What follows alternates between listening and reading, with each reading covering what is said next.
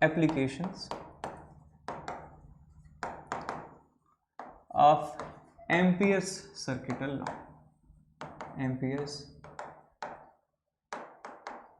circuital law। तो इसका पहला एप्लीकेशन आता है लाइक दिस।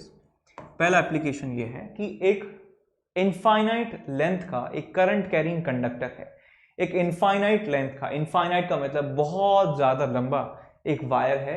उस वायर की वजह से किसी पॉइंट पर मैग्नेटिक फील्ड कैसे निकाल सकते हैं। तो यहां पे मैं लिखूंगा magnetic field, magnetic field due to infinite current carrying conductor,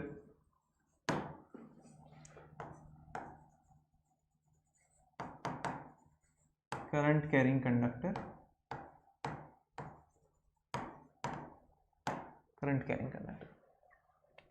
तो ये देखिए एक करंट कैरिंग कंडक्टर मैंने मान लिया, इनफाइनाइट लेंथ का है, इसमें current, steady current I flow होता है। स्टेडी स्टेडी बार बार बोल रहे हैं सर, मतलब क्या है स्टेडी का? स्टेडी का मतलब है कांस्टेंट, कि जब हम किसी कंडक्टर में करंट उसको सर्किट को कंप्लीट करते हैं तो करंट की जो वैल्यू होती है वो अलग अलग पार्ट में अलग अलग होती है। Initially for a very small interval of time जो करंट की वैल्यू है हर एक पार्ट में अलग अलग होती है, और कुछ समय के बाद करंट हर एक पार्ट में सेम फ्लो होता है। तो हम वही कह रहे हैं कि करंट हर एक पार्ट में सेम है, तो वेरिएबल नहीं है करंट इसमें, तो करंट स्टेडी है।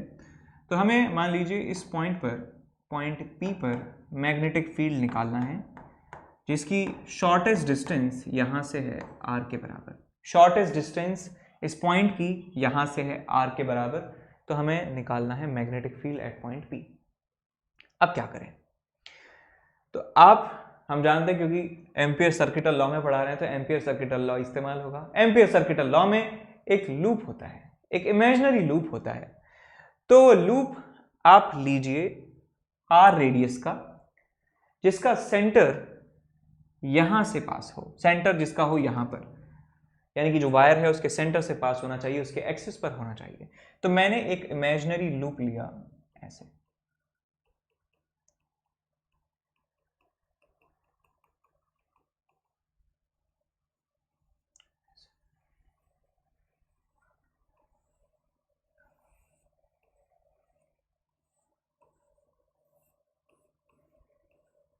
ये हमारा हो गया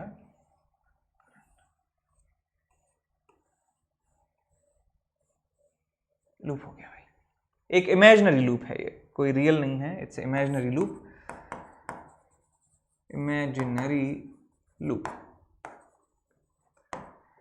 हर एक पॉइंट का डिस्टेंस इसके सेंटर से एक समान है, हर एक पॉइंट का डिस्टेंस इसके सेंटर से एक समान है।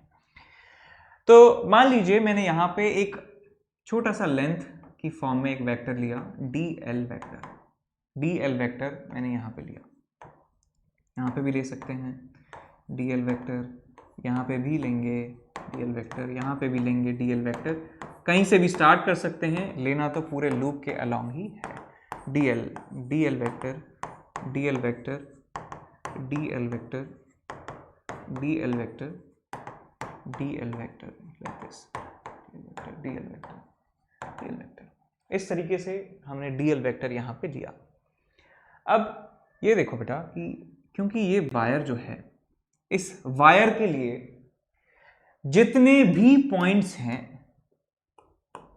वो एक जैसे हैं, जितने भी पॉइंट्स हैं वो एक जैसे हैं। सर क्या क्या मतलब एक जैसे हैं? कि ये वायर है, ठीक, वायर जो है उसके अराउंड एक लूप बना हुआ है और वायर जो है इस लूप के एक्सिस पर है।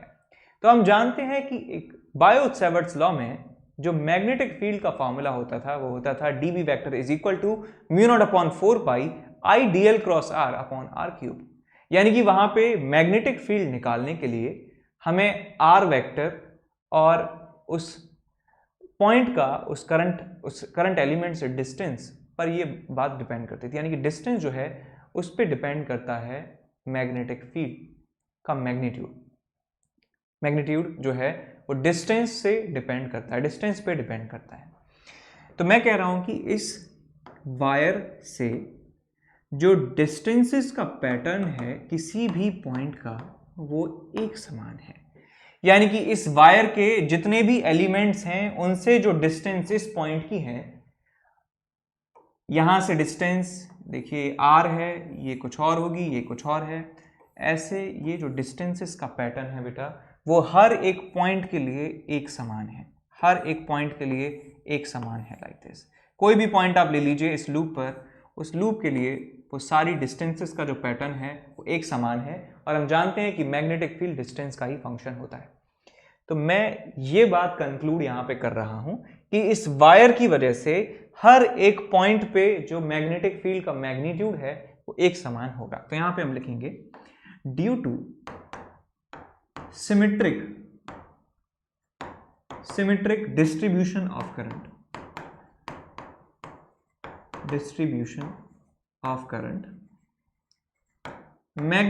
Magnetic field, magnitude of magnetic field B at every point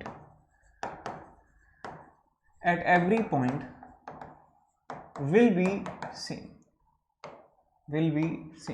magnetic field का मैग्नीट्यूड हर एक पॉइंट पर सेम रहेगा और जो उसकी डायरेक्शन है वो भी टेंजेंशियल होने वाली है। कैसे डायरेक्शन देख लिया कि देखिए मान लीजिए कोई भी आप एलिमेंट ले लीजिए, यहां पर मैंने एक एलिमेंट ले लिया डीएल वेक्टर के बराबर, इस करंट की वजह से मैग्नेटिक फील्ड देख रहा हूं मैं, इस वायर की वजह से मैग्नेटिक फील्ड देख रहा हूं, तो एक एलिमेंट यहां पे लिया, इस एलिमेंट का डीएल वेक्टर इस तरफ है और आर वेक्टर किस तरफ होगा, आर वेक्टर होगा इस तरफ, आर वेक्टर होगा इस तरफ। दोबारा बनाया था डायग्राम कि डीएल वेक्टर करंट एलिमेंट की वजह से मैग्नेटिक फील्ड देखने के लिए डीएल वेक्टर इधर है और इस पॉइंट पर निकाल रहे हैं तो आर वेक्टर इधर है। तो डीएल क्रॉस आर देखिए, डीएल क्रॉस आर क्या होगा, अंदर की तरफ होगा, यानी कि ये जो पॉइंट है इस पर मैग्नेटिक फील्ड अंदर की तरफ होने वाला है, डीएल वेक्टर की डायरेक्शन में मैग्नेटिक फील्ड होगा अंदर की तरफ। ऐसे ही हम सारे पॉइंट्स के लिए निकाल सकते हैं कि मैग्नेटिक फील्ड की डायरेक्शन भी टेंजेंशियल होने वाली है। क्या लिखूंगा मैं, will be same and D vector will be tangential to the loop के क्या होगा, वो टेंजेंशियल होगा। मतलब क्या है कि ये जो लूप है बेटा, लूप जो है इस करंट कैरिंग कंडक्टर की वजह से जो मैग्नेटिक फील्ड है वो ऐसे होगा, हर जगह मैग्नीट्यूड इसका कांस्टेंट होगा, B B B B B B B B B इस तरीके से ये मैग्नेटिक फील्ड है और मैंने डीएल वेक्टर भी माना है इस तरह से, DL vector DL vector DL vector DL vector DL vector DL vector. तो हर जगह यदि मैं बी डॉट डीएल करूंगा, बी डॉट डीएल करूंगा, बी डॉट डीएल करूंगा तो बी और डीएल के बीच में एंगल है 0 के बराबर, तो बी डॉट डीएल को मैं लिख सकता हूं, बी डॉट डीएल हर एक पॉइंट पर होगा बी डीएल cos 0 डिग्री, क्या जाएगा आपके पास बी डीएल। बी कांस्टेंट है तो इस रिलेशन में जो हमारे पास बी डॉट डीएल होता है उसमें हम बी डॉट डीएल को लिख सकते हैं close integral of B dl, और b कांस्टेंट है तो कांस्टेंट को बाहर निकाल देंगे तो बन जाएगा आपके पास इंटीग्रल b बाहर आ गया dl। अब dl क्या है, छोटी सी लेंथ है, इस लूप की छोटी सी लेंथ को dl कहा गया है। इस लेंथ को यदि हम पूरे लूप के लिए ऐड कर देंगे तो इसका मतलब है पूरे लूप की लेंथ मिल जाएगी, और पूरे लूप का लेंथ कितना है 2πr के बराबर। तो ये जो क्वांटिटी है बन जाएगा आपके पास b into 2πr, b into 2πr। r ये स्मॉल r है, स्मॉल r इसको लिखेंगे small r is equal to mu naught into I. I जो है करंट की वैल्यू है, तो करंट इस कंडक्टर में आई के बराबर फ्लो हो रहा था और वो करंट की डायरेक्शन भी पॉजिटिव होगी, देख सकते हैं यहाँ पे, क्योंकि डीएल इस तरफ है तो डीएल वेक्टर की डायरेक्शन में कर्ल करने से फिंगर्स को ये थंब की डायरेक्शन में जो करंट है वो पॉजिटिव होगा, तो इसको म्यू नॉट इंटू प्लस आई हम लिखने वाले हैं। तो हमारे पास जो रिलेशन बनेगा that is B into 2πr is equal to mu naught into I, b into 2πr is equal to mu naught into आई।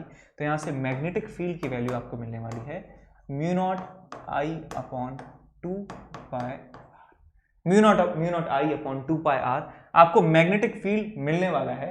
आप या तो ऐसे याद रख सकते हैं, चाहे आप इसको म्यू नॉट अपॉन 4π की टर्म्स में भी याद रख सकते हैं, म्यू नॉट अपॉन 4π 2I/r, ऐसे भी आप इसको याद रख सकते हैं।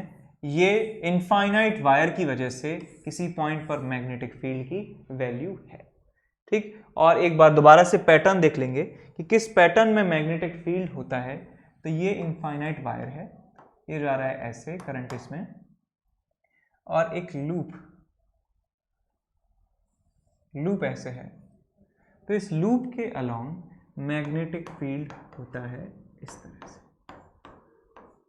मैग्नेटिक फील्ड की जो डायरेक्शन है वो इस तरीके से यहाँ पे होती है, ऐसे मैग्नेटिक फील्ड की डायरेक्शन होगी, ठीक है। अब इसका ट्रिक है कैसे कि स्ट्रेट कंडक्टर है आपके पास, स्ट्रेट कंडक्टर, उस पे आप अपना जो इरेक्ट थंब है वो उस डायरेक्शन में रख लीजिए।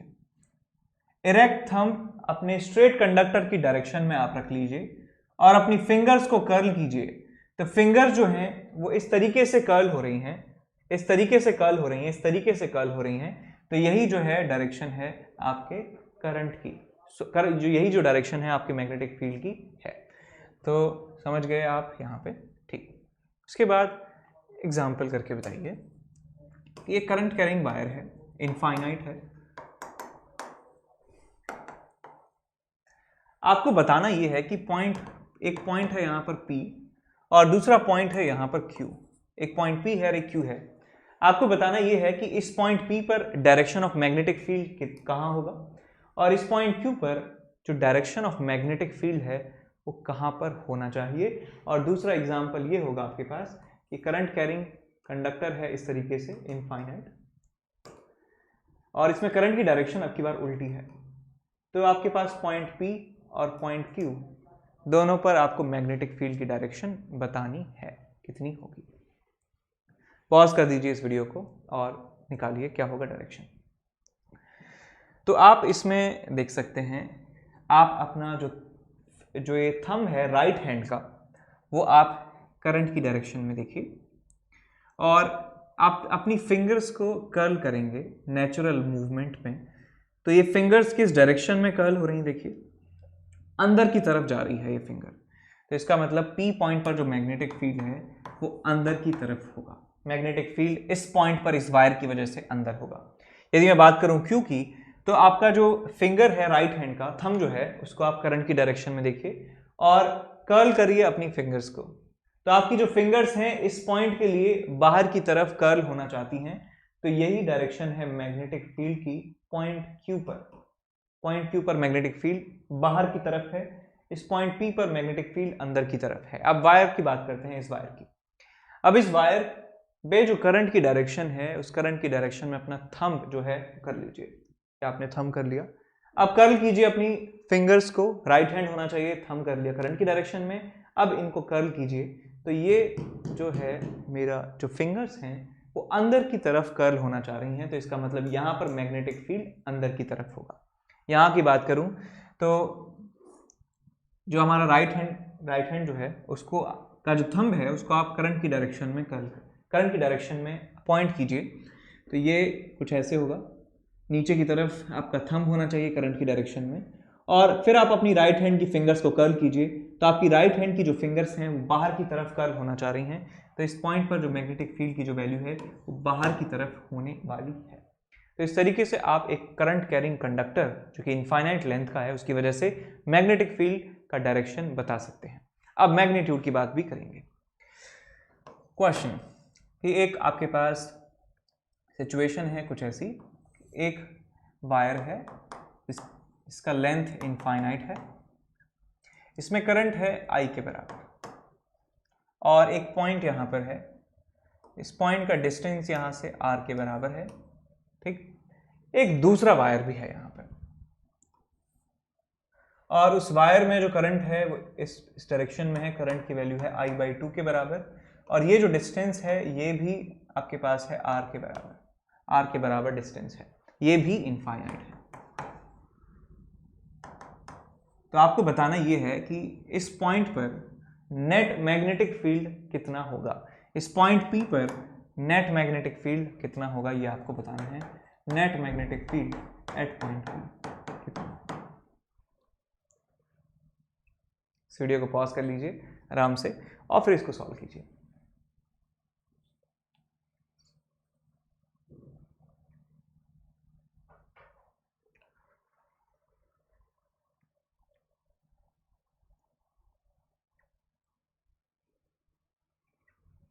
चलिए देखिए सॉल्व करें इसको। तो पहले आप डायरेक्शन की बात करिए। तो ये जो करंट कैरिंग कंडक्टर है इसकी वजह से मुझे इस पॉइंट पर मैग्नेटिक फील्ड का डायरेक्शन देखना है, तो अपना सीधा हाथ जो है वो अब काम आएगा। तो अपने जो थंब है उसको आप यहाँ रखिए और अपनी फिंगर्स जो हैं उनको कर्ल करिए नेचुरल मूवमेंट में। अब कहोगे सर मैं तो कर्ल ऐसे कर दूंगा, नेचुरल मूवमेंट होना चाहिए, हाथ टूटना नहीं चाहिए।